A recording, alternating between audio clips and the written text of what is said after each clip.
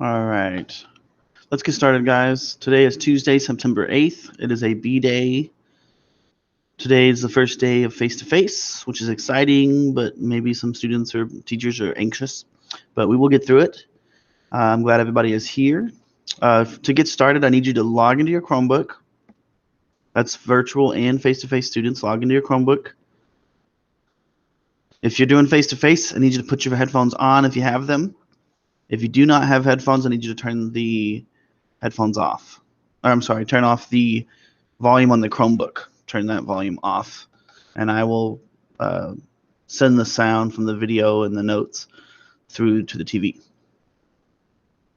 All students are to join the Google Meets link on Canvas, the same that we've been using in class. Sometimes we had switched to a new class. We will no longer be doing that. We'll just use the same link. Okay. Click the link in the chat to open the Google form, and I need you guys to complete the Google form as we discuss these notes together in class. So we're going to go over the face-to-face expectations, right, for face-to-face students. All right, students must have a face covering their nose and mouth at all times. Students are to maintain 6 feet distancing at all times. Students are not allowed to move around the room without permission. We need to maintain this 6 feet separation to keep everybody safe. Okay, and I know that's asking a lot, so I appreciate it. All right, assignments for today. We're going to do the student expectations Google form. This is a Google form. It's actually going to be a quiz grade, so it's going to have some weight. So try your best and just follow the notes and answer the questions, and you should do pretty good. When we're done with that, we're going to watch a video over the metric system, and then we're going to complete some short notes over the metric system. And I'll try to keep that short so that it's not too bad. All right, so we're going to spend most of the day talking about face-to-face expectations. We're going to complete the Google form as we do that, and then we're going to watch a video over the metric system, and then we'll take notes on that as well. Okay, and then turn those two things in. So we will turn in the student expectations Google form, again, which is going to be a quiz grade, and then we're going to turn in the metric system notes, which is going to be a Google form daily grade. Okay, and they're both going to be pretty easy. Just follow the notes. All right. So here's our 2 learning objectives. Students will be able to understand and practice expectations for face-to-face learning. So we're going to learn expectations, we're going to practice them, and then students will be able to understand the metric system, its units, and conversions between metric systems. So we started talking about the metric system last week. I showed you guys a video. I'm going to make that video an Edpuzzle so that we can watch it again and get the concepts, but we're going to start working with the metric system in class and doing some stuff with it. Okay. All right, expectations for entering the classroom. Okay, so face-to-face students. And even if you're not face-to-face, you need to be paying attention. I need you to complete this assignment just like everybody that's doing face-to-face has to complete the assignment. I also need my virtual learners to complete the assignment, okay? So that if you do switch to face-to-face, you know what's expected, okay? All right, so entering the classroom. Students must have a face covering their nose and mouth at all times, all right? I will be watching for that. Students that are not wearing their masks may be worn once, but if you're not wearing your mask in class, the second time I'll send you out, and they will probably send you home, okay? Because we've got to keep people safe. I can't allow students in my room without a nose or mask, without a mask covering their nose and mouth. You know, as I've told you guys before, my wife is currently at home with pneumonia. She's not that ill, but she's still kind of recovering, and so I want to protect myself and her as much as possible. Okay. Students will be seated one at a time in assigned seats. So each student's going to be assigned a seat. And then students are to maintain 6 foot distancing at all times. If students want to change seats, they can request that later. But I'll try to be making sure that students are as far apart as possible to maintain distancing. Okay, so that you guys aren't breathing on each other. Okay. Or touching the same things. Okay. Students will sanitize their hands with hand sanitizer provided at the entrance. So when you come into the room, I'll tell you where you sit. I need you to sit down and stay seated during class. You're not allowed to move around the room, okay, because of the distancing. So you're going to sanitize on your way to your seat. All right. Students will be assigned a seat. Students will remain seated until they are granted permission to move. Okay. Now, if you need to get up for other reasons and stuff, you can ask for my permission. I'll let you go out in the hall. You can adjust your mask, you can eat a snack, you can drink some water. But while you're in the classroom, your masks have to be on at all times, covering your nose and mouth, and you must be seated in your desk. Okay. If you need to stand and stretch, you can stand and stretch if you just let me know, and you can do that, but no moving around the room. Okay. Let's see. Students may not stand up and move and talk to the teacher in person, so you may not come to my desk and ask questions in person. Okay. If you need something, you can raise your hand, and I will address you in person, but do not walk up and come up to my desk. Okay, we need to maintain distancing. Okay, and I actually would prefer that students would try to get my attention virtually. Type in the chat and let me know that you need to go to the restroom. That might be a little bit less disruptive than raising your hand in class, but either works. Just raise your hand. Just let me know that you need something, and I'll be happy to help you. All right. Supplies, students are expected to bring the following to class daily. You need to bring a Chromebook that's charged, ready to go. You need a charger cable. I do not have cables, and students are not supposed to be sharing things. All right, so students can't be sharing things, okay? And then students need to bring their own headphones so that they can listen to the videos and listen to the virtual meeting without hearing other students in the room with the speakers on the Chromebook. Okay, but if you don't have headphones, use the speakers on your Chromebook. What I'm going to try to do actually is I would like you guys to turn your Chromebook volumes off, and then I will send the audio that I'm sending to the virtual students. I'll send that to our TV, and I'll turn it up so that everybody can hear me talking. Okay, whether we're watching a video or whether I'm talking in person. Okay, and I'm going to do a lot of these recorded videos because when I'm in class, I'll have to have a mask on.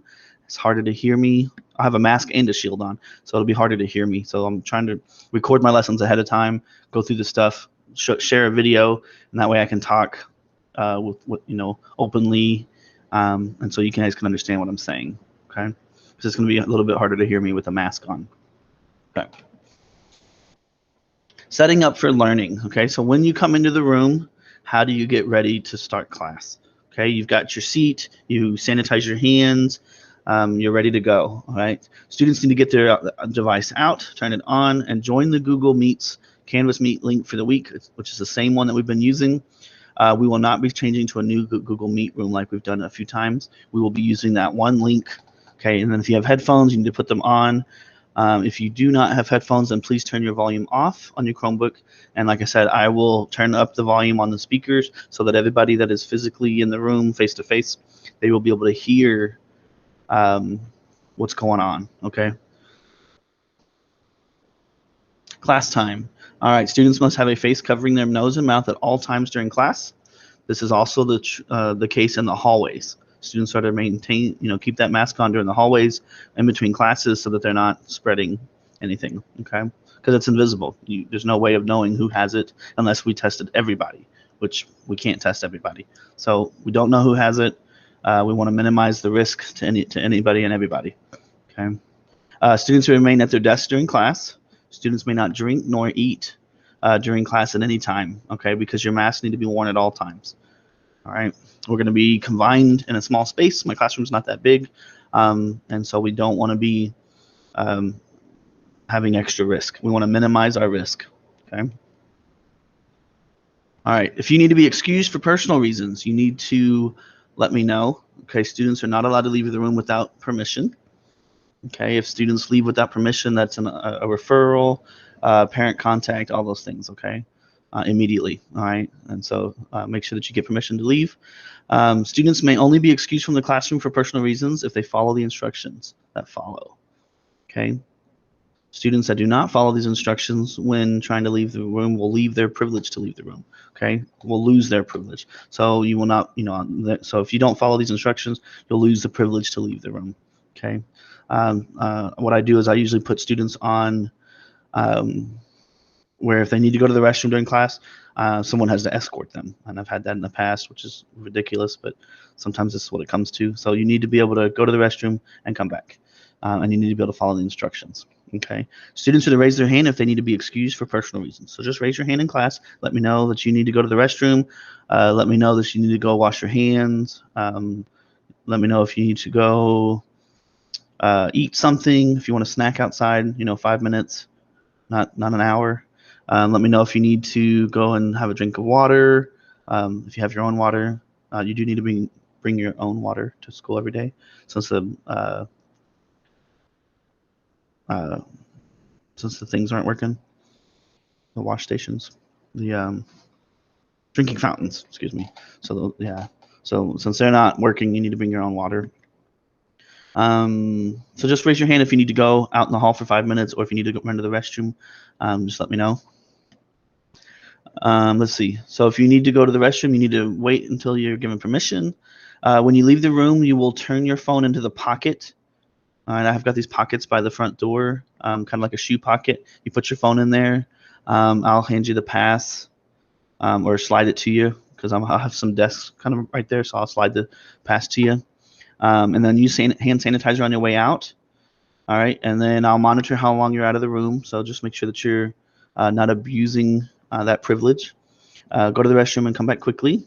And then when you wash your hands when you're in the bathroom, because the bathroom is going to be full of germs. All right, and so there's a lot more risk when you go to the bathroom, because a lot of people are using it, right?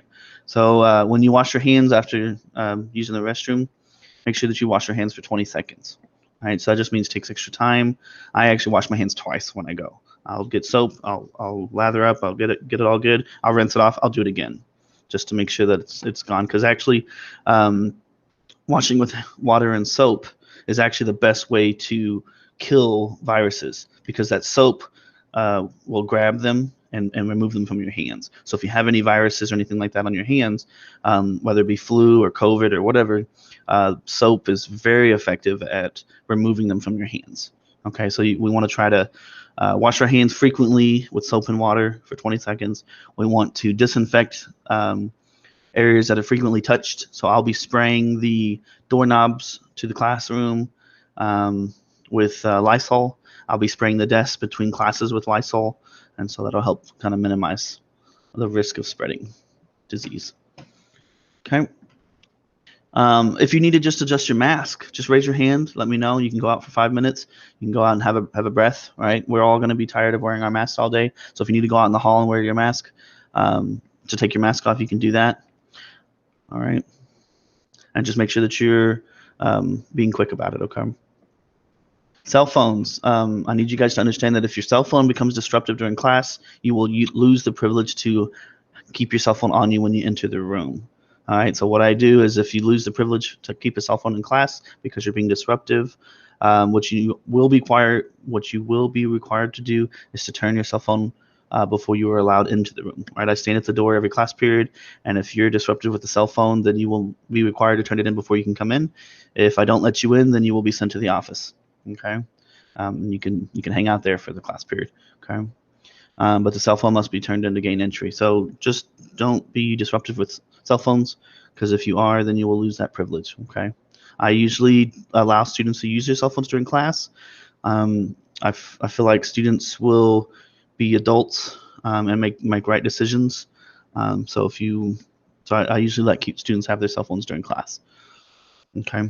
Especially right now, I'm not going to collect cell phones. I have in the past where I collected cell phones. I'm not going to collect them this year because of COVID. I don't want to touch anybody's cell phones, and I don't want all the cell phones to be put in a pocket or in a bucket or anything like that. So students will be able to keep their cell phones. Just make sure that they're not disruptive. Tardies, students will be required to be on time every day for class, and there will be consequences for tardies. I will work with you. Just let me know what's going on. The mornings are a little different because takes a little long to get to school. Just try to be quick about it. Try not to make it a bad habit, and try to make sure that you're in class on time. Okay. All right. If you need to go see another staff member, another teacher, a counselor, an administrator, you need to have permission from them before you will be allowed to leave the room. You can't say, Mrs. Compte needs to see me. I need to do some work for her. Can I go? She said I could go. Without without me knowing from her beforehand, I cannot let you go. So I need advance permission. Okay. So if you need to go see somebody, they need to email me. They need to call me. Okay. And once I hear that they know that you're coming, then you will be released to go and see that staff member. Okay. Excuse to the nurse. Okay. So the nurse is going to be a hotspot. So students will not be sent to the nurse for small issues like we did last year. So if you have a headache or something small like that, a stomach ache, you will not be sent to the nurse for those kind of issues, okay, because of the situation, because of COVID.